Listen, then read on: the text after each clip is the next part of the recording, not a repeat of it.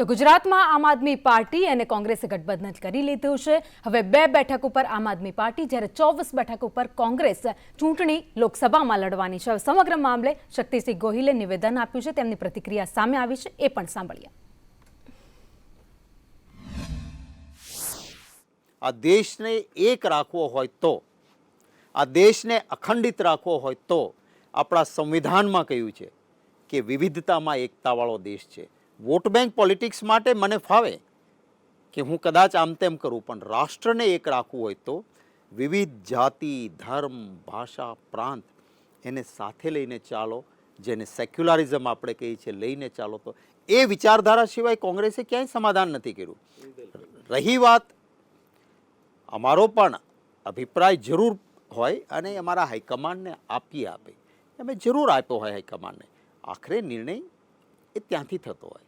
હું તમને એ કહીશ કે અહેમદભાઈ એ માત્ર ભરૂચના નહીં, ગુજરાતના નહીં, રાષ્ટ્રીય નેતા હતા અને એમની સૂઝબૂઝ ને કોઠા સમજણ, કદાચ લઘુમતીવાળી સરકાર, અમારા પાસે સ્પષ્ટ બહુમતી ન હોય છતાં પણ 5 વર્ષ પૂરા કર્યા હોય તો એ માનની અહેમદભાઈના કારણે થયા હતા। અને એ હંમેશા કહેતા કે વ્યક્તિ કરતાં વિચારધારા મોટી હોય છે, શખ્સ કરતાં પક્ષ મોટો હોય છે, મારા અહંકાર કરતાં પાર્ટીનું મહત્વ વધારે હોય છે। તમે એમ માનો છો કે એમને કંઈ ઓફરો દબાણો નહીં થઈ હોય? આખરી શ્વાસ સુધી એ માણસ કોંગ્રેસી રહ્યા। જે પરિસ્થિતિમાં એક પરિસ્થિતિ એવી પણ હતી કે અમે ભરૂચની બેઠક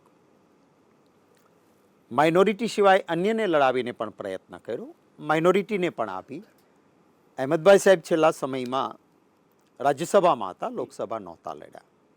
મને પોતાને પણ મારો અભિપ્રાય જ્યાં હાઈકમાન્ડને આપવાનો હોય ત્યાં મેં કડક રીતે મારો અભિપ્રાય આપ્યો હોય, પરંતુ પક્ષ હોય કે પરિવાર હોય, સભ્યને અધિકાર છે અભિપ્રાય આપવાનો।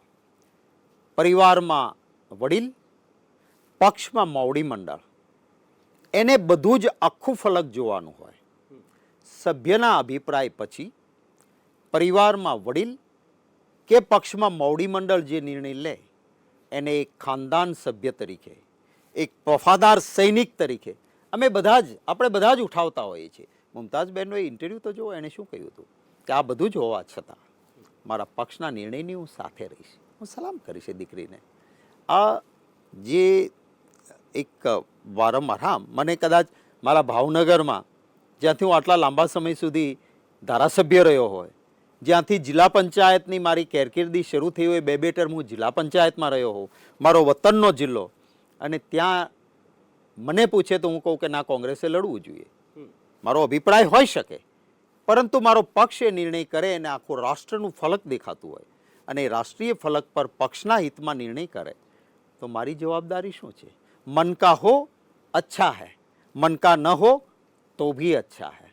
મનનું આખરે હાઈકમાન્ડનો નિર્ણય, એક વફાદાર સૈનિક તરીકે કોંગ્રેસનો દરેક કાર્યકર્તા, અમારો અભિપ્રાય જરૂર હોઈ શકે। અમારો અભિપ્રાય અમે આપીએ, વારંવાર આપીએ, વિનંતી કરીએ, આક્રોશ વ્યક્ત કરીએ, પણ એ ઘરની અંદર હોય, કેમેરાની આંખ સામે ન હોય। હવે તો સોશિયલ મીડિયા પર પણ આવે છે ને, હા, એ ઇન્ટરવ્યુની તમે વાત કરી, પણ જે ટ્વીટ એમણે કર્યું હતું કે લડતા રહેવાનું, હા, બિલકુલ એટલે લડતા રહેવામાં એવું નથી કીધું કે કોંગ્રેસની સામે લડતા રહેવાનું, એમણે કહ્યું છે આપણી વાત માટે। ફૈઝલભાઈએ પણ કહ્યું હતું કે હું તો લડીશ, અને એમણે કહ્યું હતું કે હું પ્રજાના પ્રશ્નોમાં, એવું કહ્યું છે હું ચૂંટણી માટે લડીશ। પછી કોઈ ને કોઈ રીતે, હા, તો એવું છે ને કે તમે શબ્દોને તરોડી મરોડીને કોઈ ઘણા વખત ચલાવતું હોય છે। હકીકતમાં કોંગ્રેસી તરીકે, કોંગ્રેસના કાર્યકર્તા તરીકે અમારી ભાવનાઓ જરૂર હોય, પણ અમારી ભાવનાઓથી મોટો પક્ષ માટેનો ભાવ હોય।